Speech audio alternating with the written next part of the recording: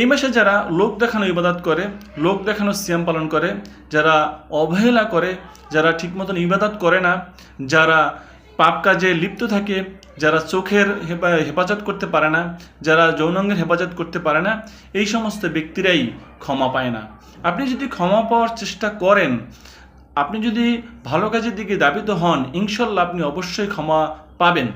কিন্তু যারা এই চেষ্টাটা পর্যন্ত করে না, যারা খারাপ কাজকে ছাড়তে পারে না, চেষ্টাও করে না, তারা কখনোই ক্ষমা পাবে না।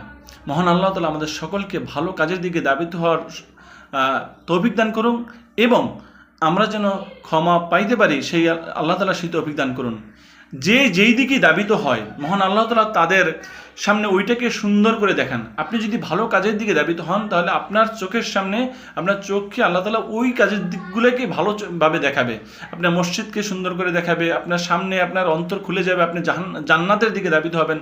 আর যারা খারাপ কাজের দিকে ধাবিত হয়, তারা সবসময় খারাপের দিকে ধাবিত হয়। তাদের কাছে ওই খারাপটাকেই, সুদের টাকা, হারামের টাকা, চাঁদাবাজির টাকা, খারাপ টাকা সবগুলোই তাদের কাছে তখন ভালো লাগে। যে না বেবিচার সব তাদের কাছে তখন ভালো লাগে। তাদের কাছে তখন জান্নাতের দিকে আর থাকে না, তাদের জাহান্নামের, যেই কাজ করলে জাহান্নামের দিকে যাবে সেই কাজগুলোই তাদের চোখে তখন ভালো লাগে। মহান আল্লাহ তাআলা আমাদের সকলকে ভালো কাজের দিকে যাওয়ার তৌফিক দান করুন। আমিন। আসসালামু আলাইকুম ওয়া রাহমাতুল্লাহ।